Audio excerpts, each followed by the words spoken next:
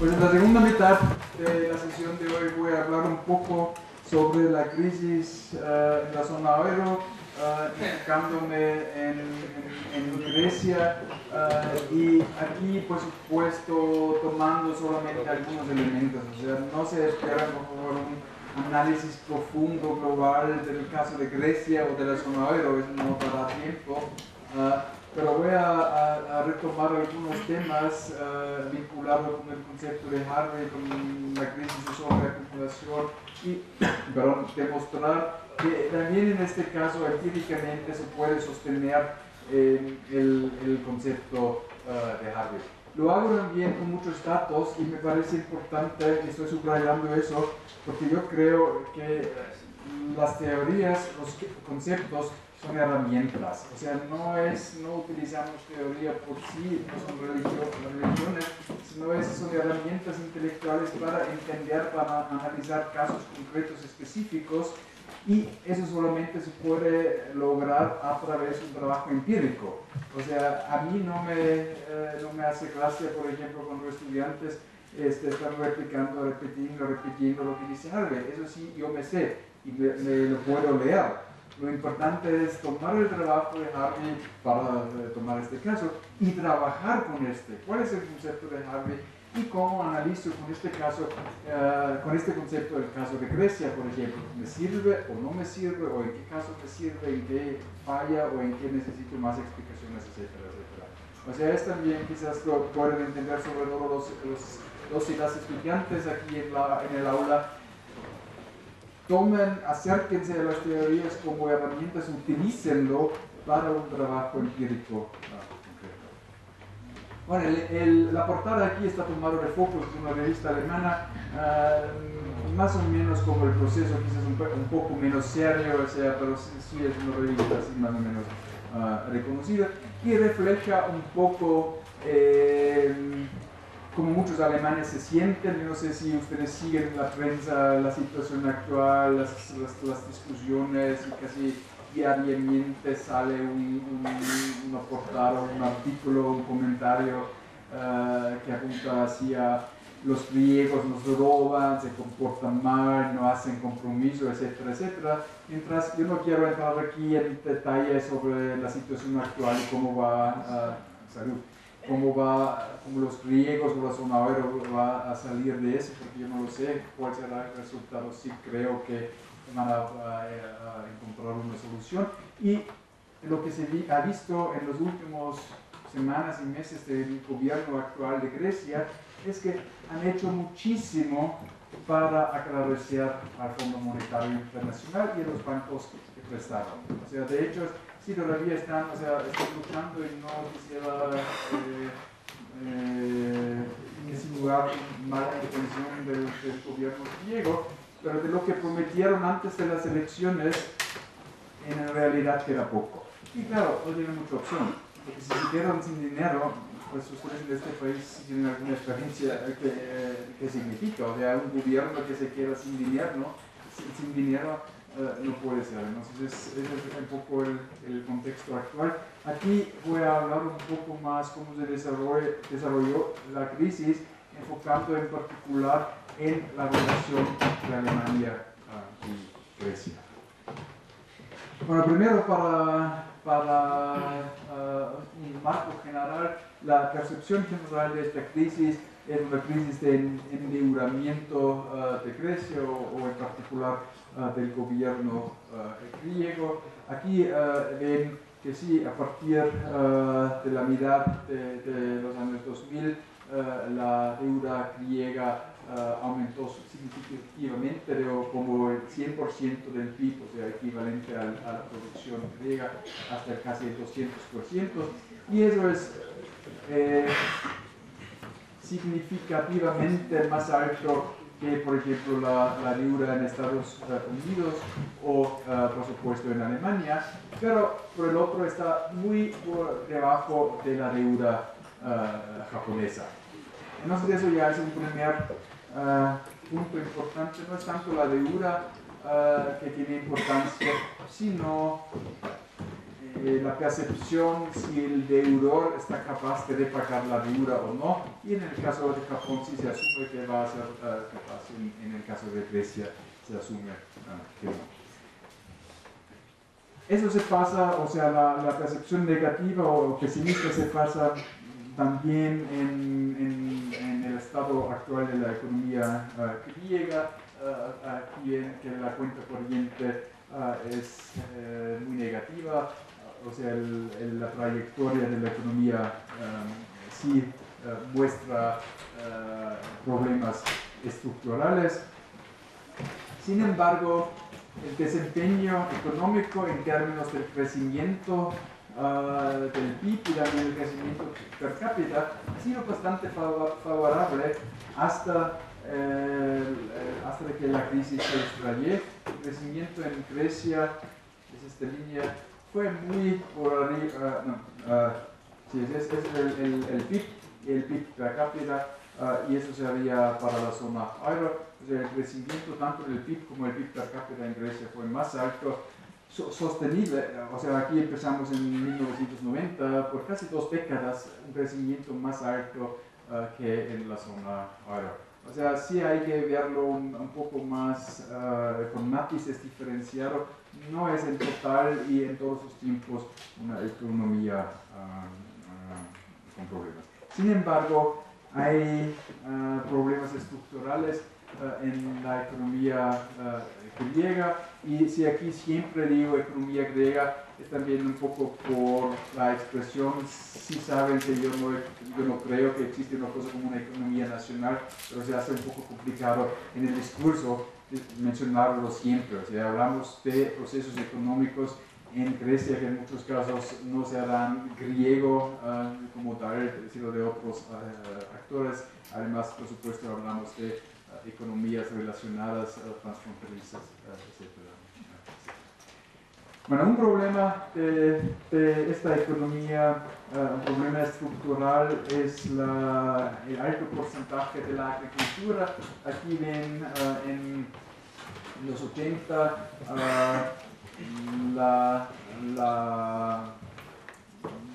agricultura tenía una participación de casi 15%. En el 81 Grecia entró en lo que desde entonces fue la Comunidad Europea.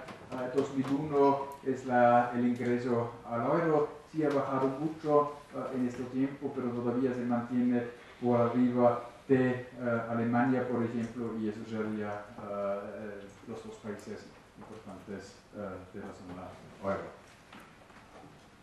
También los problemas estructurales de la economía griega se ven en la poca competitividad de la agricultura. Aquí el descenso rápido con la entrada en la Comunidad Europea significa que una vez entrando al mercado común europeo, la producción agrícola de Grecia no pudo competir con las exportaciones alemanas, por ejemplo, o de Francia o de otros países. O sea, no es tanto la participación alta de la agricultura, sino combinada con una competitividad muy baja.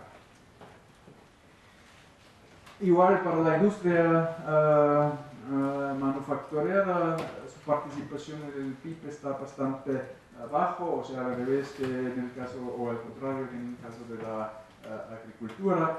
Aquí tenemos la participación de la industria manufacturera en Alemania, que todavía gira alrededor del 20%, lo que es para un país de la OECD. Alemania es uno de los países de la OECD con más participación de la industria manufacturera en el PIB. Eso sería de la zona euro, y aquí en Grecia ven que es menos de 10% la participación de la industria manufacturera, y también ven que la línea de tendencia está hacia abajo. Eso también refleja que la industria manufacturera es poco competitiva. Con la entrada a la Comunidad Europea y aquí con la entrada en el euro, la industria manufacturera perdió cada vez más participación en la producción total de Grecia. Tercero, y aquí ya ven algo de lo anterior, de Harvey, este tipo de análisis que enfoca en el sector de construcción o medio ambiente construido.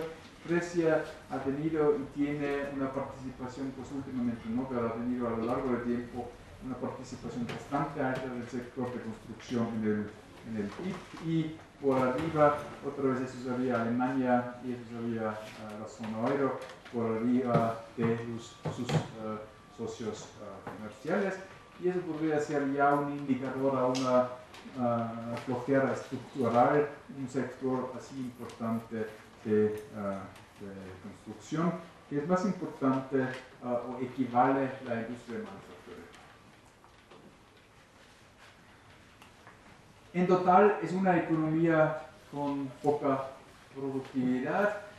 Si aquí comparamos en toda la economía, o sea, eso no es industria manufacturera, sino producción en total, en 85, o sea, poco después de la entrada a la Comunidad Europea, la productividad en Grecia fue más o menos la mitad de la productividad alemana, o sea, el GDP por hora, el PIB por hora trabajado, hasta el 2012 bajó aún más.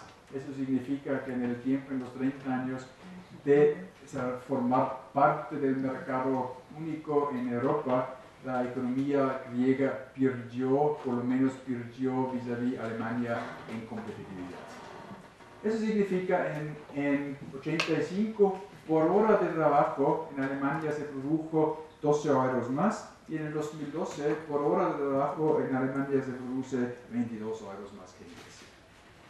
Ahora, no será muy difícil imaginarse que en un mercado común en que no hay ni instrumentos de política monetaria, ni posibilidad de regular importaciones y exportaciones, esta brecha de competitividad lleva a ciertos problemas. Porque si en un lugar se producen 22 euros más por hora que en otro, y si no tenemos políticas de regular eso, de equilibrar eso, eso necesariamente tendrá algunos problemas. Porque es una brecha enorme en la productividad en estas cosas. En la industria manufacturera es un poco más complejo, relativamente Grecia gana vis-à-vis Alemania, para la zona euro, en la industria manufacturera, en 81, o sea, cuando Grecia entró a la Comunidad Europea, la relación fue 40-1, o sea, una brecha enorme. Eso sí se ha reducido a 4-1, sin embargo, en términos absolutos, la brecha se ha hecho más profunda.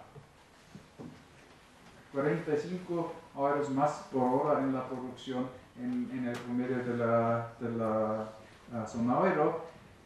Otra vez significa que un productor en Grecia no es capaz de competir. No tiene posibilidades de balancear, de equilibrar esta diferencia, ni monetariamente, ni por restricciones de importaciones, ni por políticas de fomento de exportaciones, porque eso tampoco es posible. Están ante una competencia sobre todo de Alemania, pero también de otras economías en la Unión Europea, en la cual no es posible mantenerse. Ya mencioné el caso de la política monetaria o de la no política monetaria, para ser más concreto, y aquí quizás es el parágrafo más importante. Normalmente, si tenemos dos economías, una más fuerte y una más débil, ¿qué hace la economía más débil frente a la más fuerte? Con su moneda. Devaluar. Claro, lo que hicieron los griegos fue devaluar contra el Deutschmark. Aquí lo viene el proceso a principios de los 80, cuando se empezó a planificar la moneda única, el euro, hasta el 2001, Grecia revaluó vis-à-vis al marco alemán por el 39%. O sea, falta de toda lógica económica, y lo hice aún menos competitivo los productos griegos, los productores de Grecia, vis-à-vis Alemania. Pero esa fue una condición para entrar en la zona euro. Tuvieron que ajustar, como se dice, su moneda vis-à-vis al Deutschmark, y el resultado fue una revaluación importante. Claro, los élites en Grecia tenían mucho interés en eso. Tenían mucho interés en entrar en la zona euro porque eso le permitiera acceso a crédito barato, mucho más barato que crédito en drachmen, o como griegos prestar en mercados financieros internacionales. O sea, para los élites fue bastante provechoso, los que tienen grandes créditos, prestar en euro, entrar en la zona euro porque se hace mucho más barato el crédito. Pero para un productor, no solamente hablando de productores pequeños, de empresas de micro o medianas, para los productores griegos yo creo que ese fue fatal. Ya con una productividad más baja, revaluando la moneda significaba que en este mercado común no pueden competir. El resultado está claro, aunque en la mitad o al principio de los años 2000, con la entrada de la zona euro, las exportaciones griegas crecieron, aquí son exportaciones manufactureras, la participación en todas las exportaciones en la zona euro se redujeron. O sea, Grecia cada vez menos participación en las exportaciones ha tenido, a pesar del incremento absoluto de sus exportaciones de la industria manufacturera. Mencioné ya la competencia de Alemania, y Alemania aquí es Alemania, pero también es un poco el símbolo para los productores fuertes en la Unión Europea, pero claro, muchos de ellos están localizados en Alemania. Pero por el otro, Grecia también tiene el problema de competencia por países de salarios bajos, como se les llama, como Turquía, Bulgaria o Rumania, en el sur de Europa, que están fuera de la zona euro. Entonces pueden hacer políticas monetarias, pueden manipular el tipo de cambio y exportan a la Unión Europea mucho más baratos que los griegos están capaces. Aquí ven solamente un ejemplo, estas son las exportaciones manufactureras de Grecia, que a partir de los años 2000 aumentan mucho, estas son las exportaciones de Rumania. Entonces Grecia, que todos los productores en Grecia se vieron un poco entre la economía fuerte, altamente productiva de Alemania y otras economías de baja productividad, pero con salarios mucho más bajos que en Grecia, que exportaron a la Unión, al mercado común de la Unión Europea. El resultado no será muy sorprendente, una balanza de comercio negativo, sobre todo en la industria manufacturera.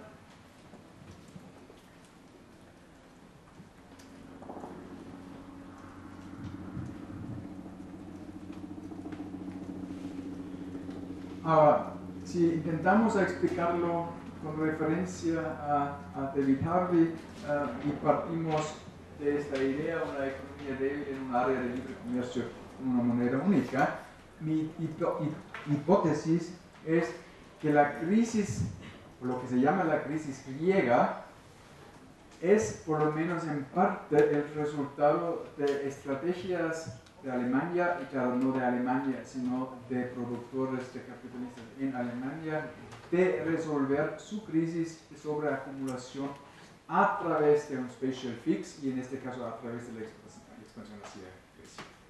Y esta hipótesis quisiera demostrarles ahora o profundizar un poco con algunos datos. Claro, este no es un trabajo de investigación de meses o años, eso he hecho yo precisamente para docencia, pero sí yo veo que es algo sólido, o sea, estoy abierto para la discusión, pero no es, como dicen en alemán, hocus pocus, o sea, sí son datos sólidos que apuntan hacia esta dirección, que demuestran que el concepto de Harvey sí sirve para analizar y explicar la relación entre la crisis griega y el auge de Alemania. Porque yo no sé si ustedes se dan cuenta, pero Alemania está saliendo de todas estas crisis como ganador. Y como dice el mismo New York Times, o sea, tampoco una revista de super izquierda, Alemania está logrando lo que no lograron con la Segunda Guerra Mundial. Están dominando Europa económicamente, pues ahora pacíficamente, eso claro, obviamente es mucho mejor, pero están logrando un dominio en la zona euro que antes no lograron, y eso es análisis de un periodista de New York Times. Bueno, primero, un sustento empírico, las exportaciones de Alemania a Grecia en valores absolutos. Aquí la entrada de Grecia en la zona euro, y ustedes ven hasta la crisis un aumento constante, y la participación en el Producto Nacional de Grecia, y ven que llegó, o que está oscilando por el 4%. Pero por parte de Alemania lo importante es reconocer que con la integración de Grecia en el euro se abrió la puerta para cada vez más exportaciones hacia esta región. Y dicho sea de paso, aunque aquí yo no tenga datos para, por ejemplo, España o Italia, no será muy diferente. O sea, la lógica es más allá de Grecia, todo el sur de Europa o la Unión Europea. Segundo, y eso es muy importante, Real Unit Labor Cost, o sea, la relación entre el costo del trabajo y el producto, el output total en Alemania, a lo largo del tiempo se ha reducido. Entre el 1980 hasta el 2007, lamentablemente, esos son datos de la Unión Europea, y lamentablemente el base de datos no se actualiza, yo no sé exactamente por qué solamente teníamos datos hasta la crisis, pero en este lapso de tiempo en Alemania el costo por unidad de producto se ha reducido por el 17%, mientras en Grecia por el 11%. Eso significa que en Alemania no se está repartiendo las ganancias las ganancias en productividad, no se está repartiendo, no se traducen en un incremento de los salarios. Es decir, y para decirlo un poco exagerado, Alemania empieza a combinar alta productividad con bajos salarios. Pues claro, en relación con Grecia y más en relación con un país como México, los salarios no son bajos. Pero la lógica que la gran parte de las ganancias en productividad se reparte como un aumento de los salarios para fomentar la demanda doméstica, esta lógica ya no existe. O sea, es una política de salarios muy restrictiva, o sea, mantener los salarios a un nivel. Sin embargo, tenemos ganancias importantes de productividad, y eso conduce a un excedente de capital. Eso otra vez lo ven para solamente 95 hasta 2012, algunos países comparados. En Alemania, en solamente 7 años, los costos reales por unidad de producto, de output, se redujeron por casi 10%, mientras en el promedio de la zona euro fueron casi 8%. Alemania redujo más los costos de trabajo que España, por ejemplo, y si lo comparamos con el gran competidor Estados Unidos, vemos que aquí se redujeron menos los costos de trabajo. Eso quizás para ustedes será sorprendente, porque aquí se tiene, como ya mencioné varias veces, bastante ilusión sobre la Unión Europea, y sí creo que aquí muchos están atentos de la política económica social en Estados Unidos, y con razón hay mucha crítica, pero estos datos ven que la política de salarios en Alemania ha sido mucho más duro en los últimos años que, por ejemplo, en Estados Unidos. Una pregunta, tenemos el dato de cómo empieza en términos absolutos el salario en Alemania y el comportamiento para obtener la tendencia. Pues los datos sobre los salarios sí existen. Estos son, ese es el costo de producción. Los salarios, bueno, existen varios tipos de salarios. Los salarios como tal crecen, pero crecen muy lento, con fluctuación. En los últimos 2 o 3 años crecen un poco más. los salarios reales han descrecido por tiempo, más de una década, y la participación de los salarios en el PIB está decreciendo desde hace, creo, dos décadas o más. O sea, todo eso apunta en la misma dirección. De una política salarial muy restrictiva, poco reparto de las ganancias en productividad a los asalariados. Tenemos cada vez más empleados, pero sin embargo la participación de los salarios en el PIB es cada vez menos, y en términos reales no lo tengo exactamente, sí sé que en los últimos 2 o 3 años se recuperaron un poco, pero había como una década por ahí en que los salarios reales no crecieron.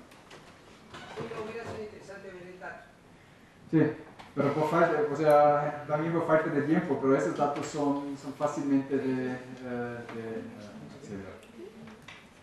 O sea, AMECO, aquí, si puse con AMECO es el base de datos de la Unión Europea, tienen muchos datos accesibles en ¿sí? ¿Se puede? Sí, se puede. ¿Considera que esta política es correcta? Es decir, salarios bajos y ganancias altas. Pues depende de quién. Algunos sí. Porque la nación, todo aumento salarial se va a ir también al extranjero, de comprar exportaciones extranjeras, o sea, productos extranjeros. Entonces se va el dinero. Entonces mejor se mantiene una restricción. Y su aspecto cultural, no sé si son, no son como los mexicanos. Los mexicanos nos gusta más lo extranjero, ¿sí? Nos apodan como maluchistas, ¿no? No cuidamos nosotros nuestra industria, ¿sí? Entonces, por eso señalo, no sé qué opina usted, si es buena esta política. Pues otra cosa es que opino yo, si a mí me parece bien la política, y la otra cosa sería la mayoría en Alemania, y la tercera cosa serían los élites. Primero, algo como el malinchismo, no allá, o sea, en Alemania no hay malinchismo. No solamente porque no hay malinche, pero el fenómeno como tal, el desprecio al producto propio no existe. Segundo, el dinero sí se va, pero se va menos por explotación y más por crédito. Y eso refleja también la polarización social, que sí, en Alemania el otro día les mostré algunos datos sobre la polarización en ciudades, y ustedes vieron que son ciudades alemanas que en los últimos 5 años más polarización vieron. Otra vez, a un nivel mucho más alto que en México. O sea, los pobres en Alemania no son tan pobres como los pobres de aquí, por supuesto, pero la brecha es cada vez más profunda. Pues yo, claro que yo no estoy de acuerdo con esta política por varias razones. Una razón sería que yo estaría más en favor de mercados domésticos que mercados internacionales, o sea, menos fomento a exportación y importación y más producto interno.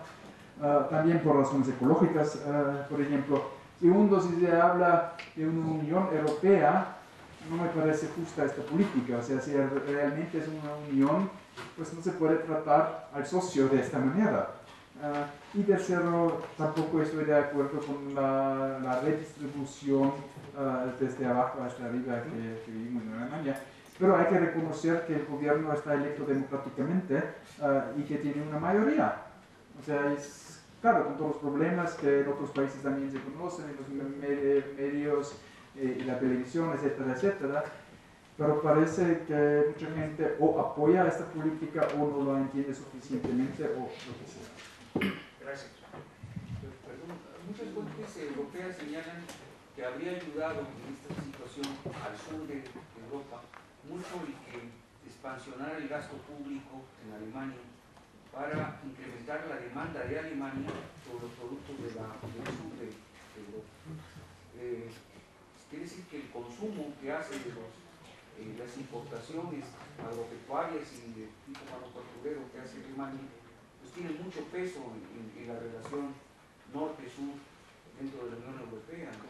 Pero, pues puede ser, pero Alemania está exportando más hacia el sur de Europa que importando. Entonces la relación al fin y al cabo deja más dinero en Alemania que en Grecia o en España. Y el problema, pues un problema grave, estoy adelantando, pero el problema es que tenemos una unión económica, tenemos un mercado común, una moneda común, pero no tenemos políticas ni económicas ni sociales comunes. O sea, las políticas quedan, digamos, nacionales, pero la política monetaria y el comercio es común. Entonces eso es contradictorio, no va a funcionar. Porque los alemanes, y aquí había mucho debate antes de la introducción del euro, había mucha discusión entre Alemania, o sea, el gobierno de Alemania y el Banco Central de Alemania y sus homólogos en Francia, el gobierno francés y el Banco Central de Francia. Los franceses optaron por una moneda común, pero también con un banco central común y una política monetaria común. Eso implica también política económica, pero ganaron los alemanes, o sea, esta parte queda nacional, mientras el otro es europeo. Y eso no puede funcionar. Y regresando brevemente a eso, Alemania en cada cumbre de los G7 o G8 o otro de estos cumbres grandes, siempre son dos países que están criticados por su política salarial restrictiva, es China y Alemania. Claro, Estados Unidos o el gobierno de Estados Unidos tiene su propia agenda, si lo entiendo, pero es algo similar que los dos países, las ganancias en productividad, los ingresos por exportación no se distribuyen o no se distribuyen de una manera suficiente en el mercado doméstico como poder de compra, sino se va a exportar.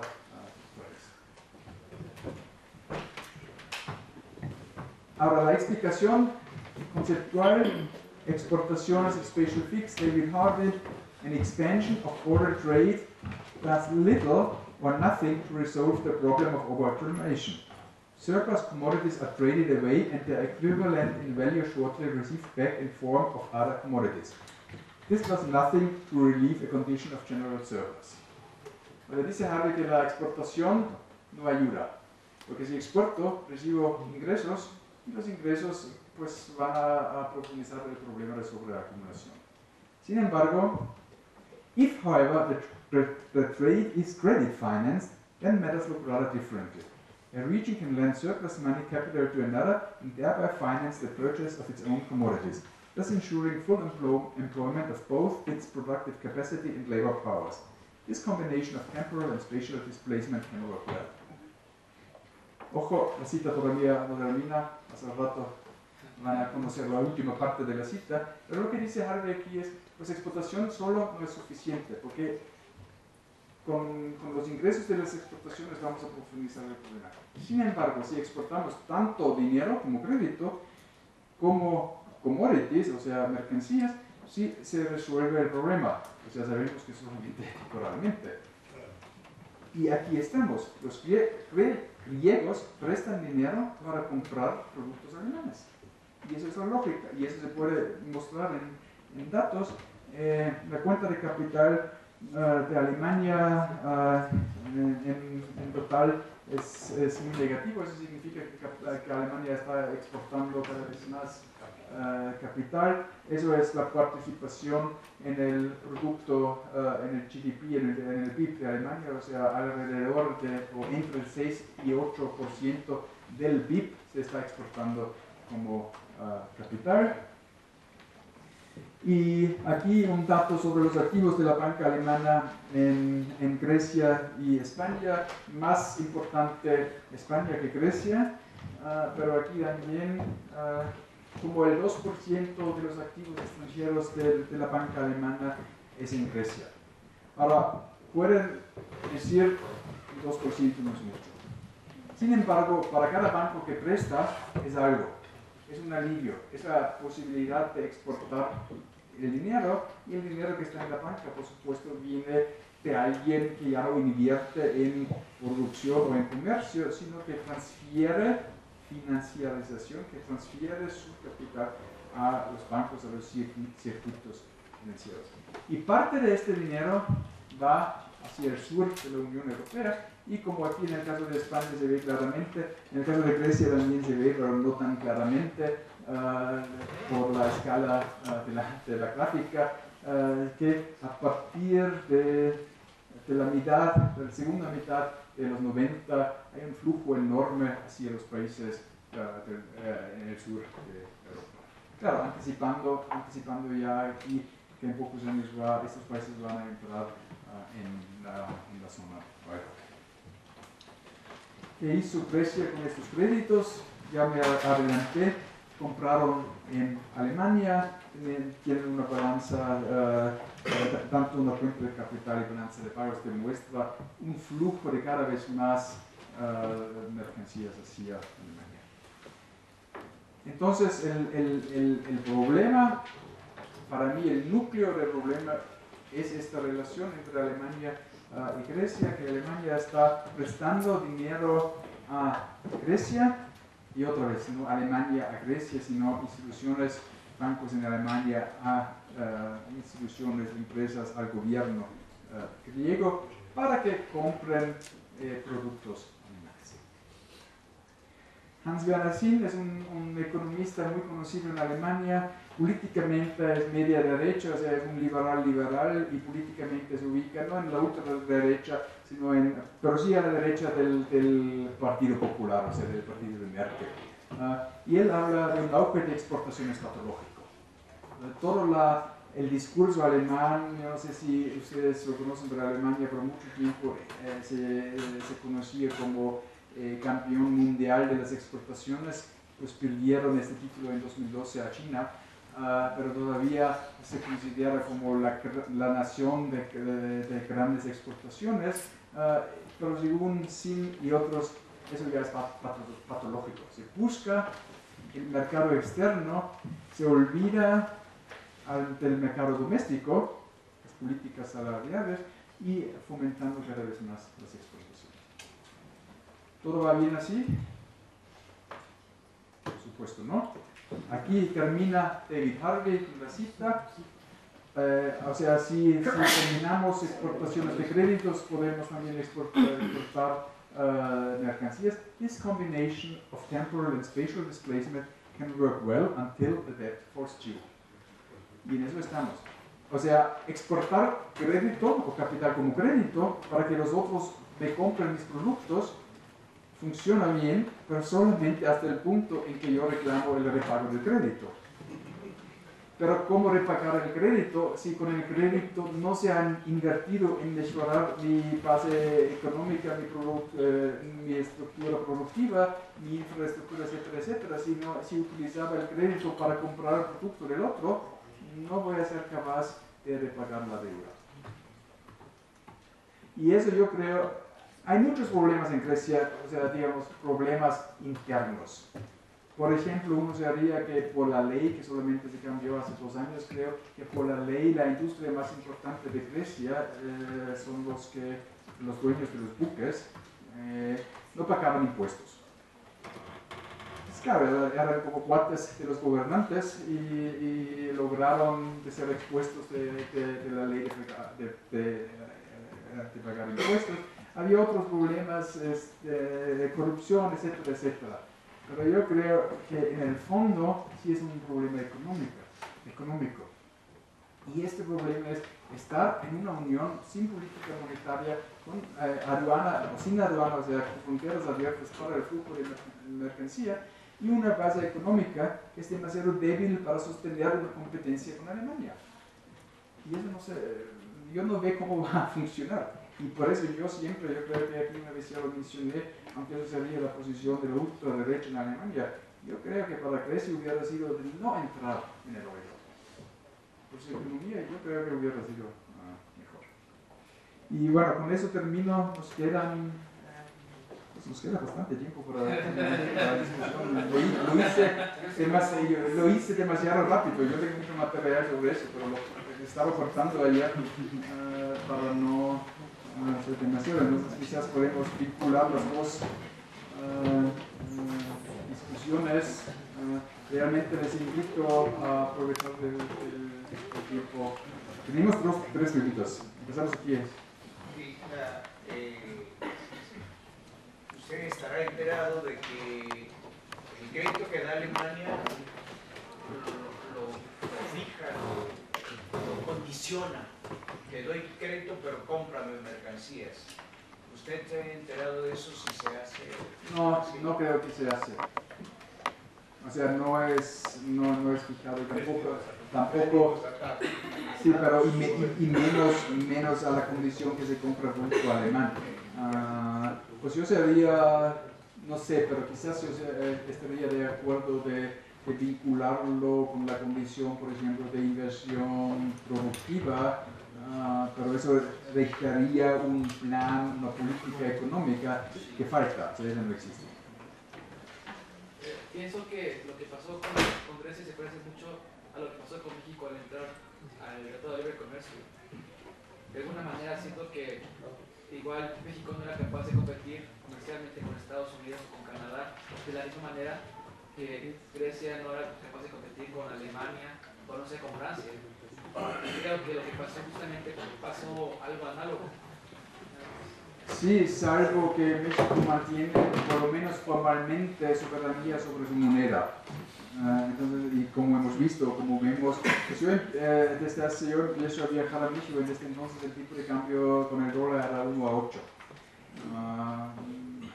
Eso refleja que México todavía puede hasta cierto punto poner o balancear la falta de productividad, pero en general yo estaría de acuerdo que son dos economías así diferentes en un mercado. Y yo no conozco ejemplos históricos en que un mercado común entre dos economías muy diferentes hubiera concluido en un equilibrio o en que la brecha se disminuyera. El otro día yo hice referencia al caso de Italia. Cuando Italia se formó como nación, el sur era mucho más pobre que el norte y hoy en día el sur es mucho más pobre que el norte. No veo que, yo desconozco, quizás existen, pero yo desconozco ejemplos en que el comercio libre así como tal hubiera equilibrado o reducido la brecha. Claro, si el comercio libre se combina con ciertas políticas, a lo mejor el resultado sería diferente, o sea, políticas económicas, políticas sociales, etcétera, etcétera. Pero eso en la Unión Europea no existe. Lo que sí existe, y eso es una diferencia importante vis-à-vis América Latina, por ejemplo, que existan políticas sociales, pero que son más para como almosnas, ¿no? Son para mantener, claro, almosnas en algunos casos es mejor que tener nada, pero no son políticas sociales reales para integrar las periferias europeas en el mercado común, sino para mantenerlas de una manera tranquila. Pues te vamos a alimentar, y precisamente eso está sucediendo con Grecia. Yo creo que eso va a ser la solución. Los griegos tienen que sufrir mucho y lo están haciendo más recortes y recortes. Hicieron en los últimos meses, en los últimos 2 o 3 años, los recortes más profundos que una economía ha hecho en tiempo de paz. O sea, están sufriendo. Y yo creo que el sistema va a terminar en eso, que les pasamos como almosnas que se queden en la Unión Europea, en el mercado común, en la moneda común, pero sin facilitarles o sin apoyarles en realmente competir. Y eso a largo plazo yo veo sentido en una unión que se entiende así. Sí. Bueno, yo creo que hay un problema ahí de mucho fondo y que consiste en lo que yo llamaría el secuestro del proyecto político paneuropeo a manos del poder económico. O sea, la enorme capacidad que tiene el sector financiero de imponerse, porque de lo que no se ha hablado hasta ahorita es, por ejemplo, el endeudamiento griego respecto a los bancos alemanes, y es que seguimos tratando de seguir desarrollando una argumentación de carácter horizontal para no identificar Grecia con Alemania, sino bancos alemanes con bancos y gobierno griego. Y entonces eso no tiene solución, Eso no tiene solución como no lo ha tenido, no lo tuvo nunca, porque él habló hace unos minutos del Tratado de Libre Comercio de la América del Norte. Ni es tratado ni es nada, es un acuerdo simplemente. Pero eso no puede resultar bien, como no ha resultado bien para la economía mexicana. No, pero eso es lo que digo, que yo no creo que tenga solución. Y el proyecto político paneuropeo, yo no sé, yo soy no suficiente geógrafo político o no me metí suficientemente en este proyecto. Siempre había posiciones en favor y en contra, y la posición en favor sería que es un proyecto de paz, y de hecho en Europa, en algunas zonas de Europa vivimos en un periodo de paz por mucho tiempo, pero tuvimos guerra en el sur de Europa, había guerra en lo que fue Yugoslavia, entonces tampoco es un proyecto paneuropeo, es un proyecto quizás entre Francia y Alemania, y están otras zonas muy conflictivas en Europa. Pero yo no quisiera decir que el sector financiero o económico secuestró este proyecto, porque quizás este proyecto originó en el sector financiero. Yo no sé, pero no creería que son dos proyectos muy apartes. No, yo creo, no. Lo que pasa es que yo tengo también un enfoque que va en la siguiente dirección. Yo creo que lo que no se analiza suficientemente, lo que no hemos sido capaces de analizar adecuadamente, es el cambio fundamental del carácter del sector financiero. Esa es una cosa... Sí, pero sí, pues no quisiera que sea demasiado diálogos, o también quisiera que otros tengan una posibilidad. Yo quería completar mi idea. Pero sí se ha hablado aquí sobre el sector financiero, o sea, la idea de financiarización, sí es parte de eso, o sea, toda la idea... Pero no es todo el problema, porque el problema no es en realidad aquí lo que estamos examinando, porque es un sector relativamente reducido, porque se refiere en todo caso, al sector financiero alemán, con respecto a lo que ya se aclaró desde el principio, a quienes les convenía y quienes presionaron el ingreso de Grecia a la Unión Europea, pues a los que se habían beneficiado con toda o los que se iban a beneficiar y se beneficiaron con todo el esquema de la moneda única, sin saber que estaban dando dados, que se habían entregado, y que eso no va a resultar por ningún lado que se le vea.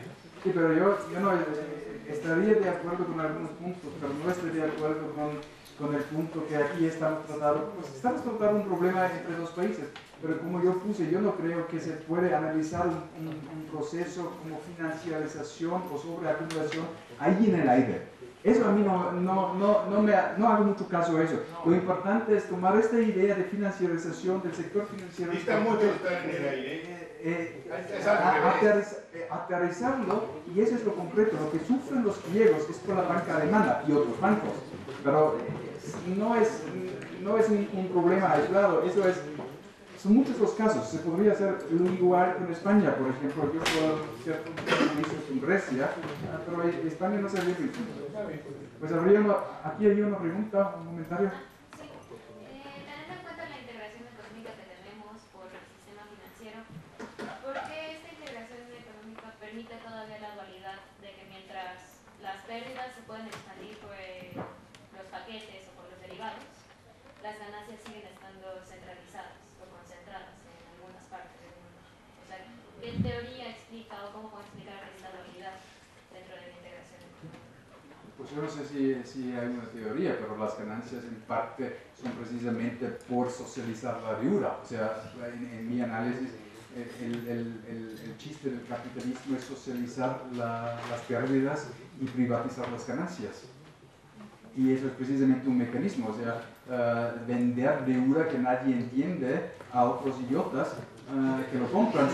No lo digo con desprecio, o sea, es lógicamente alguien que compra un instrumento en el mercado, no lo entiendo. Y yo tengo, no miles, pero suficientes citas de gente que salieron después de la crisis del sector financiero y lo dijeron claramente. Entonces estábamos buscando las idiotas que apostaron con nosotros, pero nosotros, como teníamos más información, nos ganábamos las apuestas. Y eso es la lógica de socializar la deuda, de distribuirla y hacerla opaca. Recuerdan el otro día en la cita de Wallerstein que dice que cadenas productivas son eficientes por ser opacas, porque nadie lo entiende. Lo mismo o más aún en lo financiero.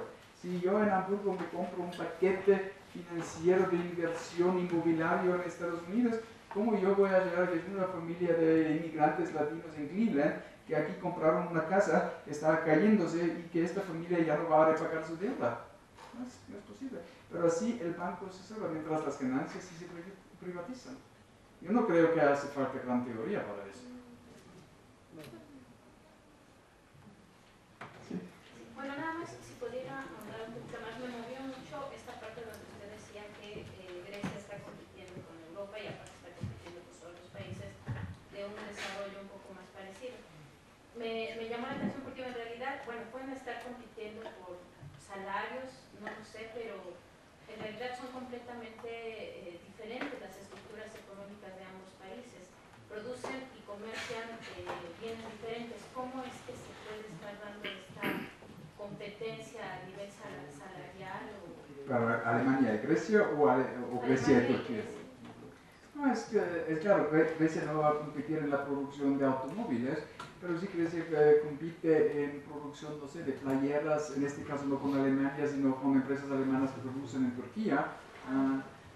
Y como Grecia intentó una política salarial ofensiva, o sea, así con redistribución, con un aumento de ingresos, también con la meta de ampliar el mercado doméstico, pero productores alemanes, y por eso la idea alemana, de hecho aquí se ve claramente el problema, porque son productores alemanes que producen en Vietnam o en Turquía, están importando a Grecia. Entonces un productor de, no sé, de playero, de lo que sea, de productos más o menos sofisticados, industria ligera, menos sofisticados, no pueden competir. Y es a nivel de localización precisamente de las industrias. La localización de las industrias, porque Adidas produce en Turquía, donde la mano de obra es más barata que en Grecia, pero también en lo que es comercio exterior o Unión Europea comercio interior, las importaciones. Porque se está desplazando los productores en Grecia por las importaciones de otras regiones, hasta en la agricultura, o sea, muchos sectores porque no pueden competir con la agricultura alemana, aunque la agricultura alemana tenga un porcentaje de entre 1 y 2% en el PIB, es altamente productiva, algo como en Estados Unidos. Entonces, pueden con sus exportaciones de leche, por ejemplo, pues entrar en todos los mercados que tienen una